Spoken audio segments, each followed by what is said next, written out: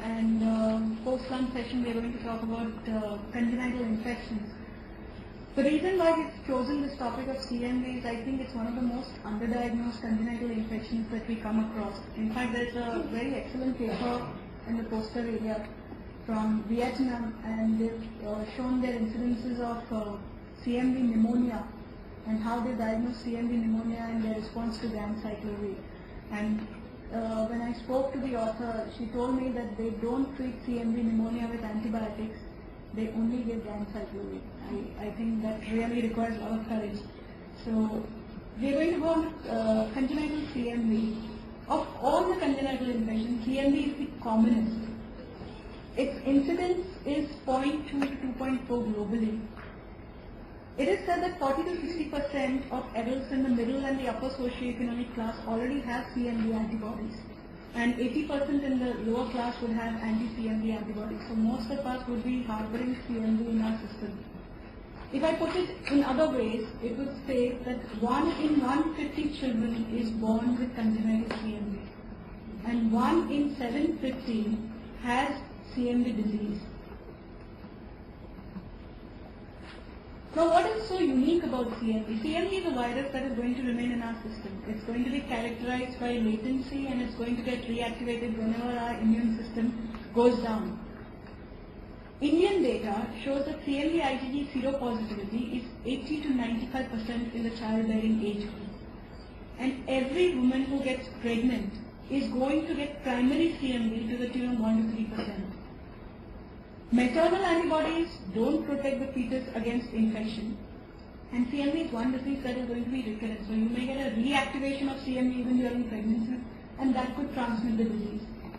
If you go according to the primary disease, if the mother gets primary infection during pregnancy, her chance of transmitting the disease to her fetus is 30 to 40%.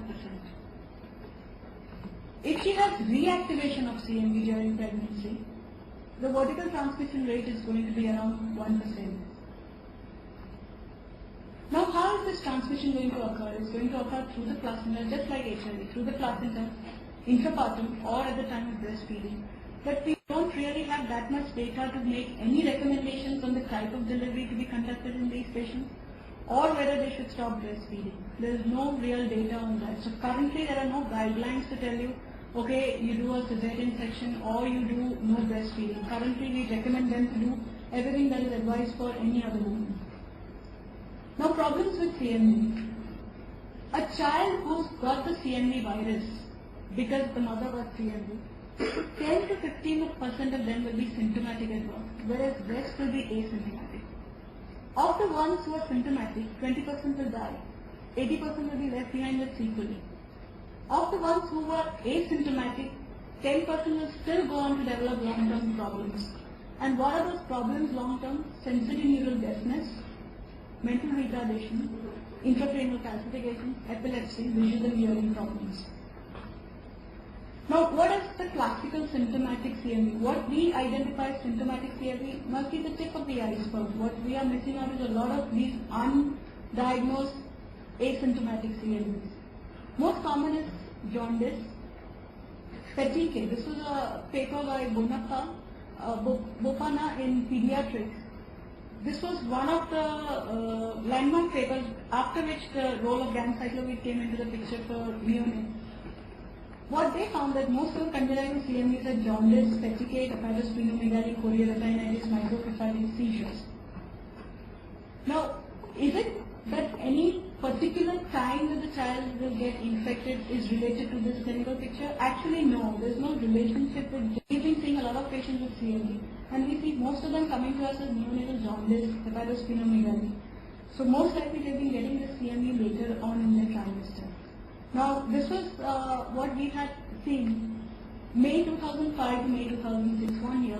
33 patients presented to our liver clinic with neonatal cholestasis. Out of this, 63% were positive for CMV. So it's not a really less incidence, it's quite a high incidence of CMV that we've seen.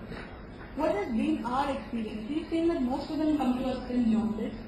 CNS involvement is to the tune of 46%. Anemia is to the tune of 40%.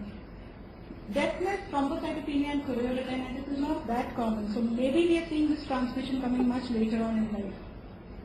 We've also seen CMV. We thought CMV of the liver would resolve on its own. There's no point that they would have any problem. But we've seen cases of CMV who progressed on to biliary atresia. So what looks like a disease that will stop and resolve on its own is not that situation. And that post-op CMV pneumonia is something that really opens your eye. The other problems that we've seen is CMV with congenital nephrotic syndrome and intracranial calcification. But this is an association which you're not able to prove because you don't have a tissue diagnosis of CMV in these patients. Now, how do you diagnose congenital CMV? Either you isolate the CMV from body fluids, so from the urine. Though they say urine is the best marker for doing CMV, the problem with doing urine CMV is the storage. You have to send the sample at -4 degrees and get the PCR done. So that's where the problem occurs. The other body fluids is CSF, saliva and blood. CSF, saliva, nobody does the PCR, but blood PCR is available. It's not supposed to be as reliable as the urine PCR, but we've been doing blood PCR and we are pretty happy with it. So any CMV positive in the first 21 days is considered as a proof of congenital infection. CMV is so ubiquitous in nature that after 3 weeks if I get a CMV report positive, I don't know whether it's congenital or it's acquired. The problem with CMV IgM test, if I get a test negative, I don't know whether this child still has CMV or not.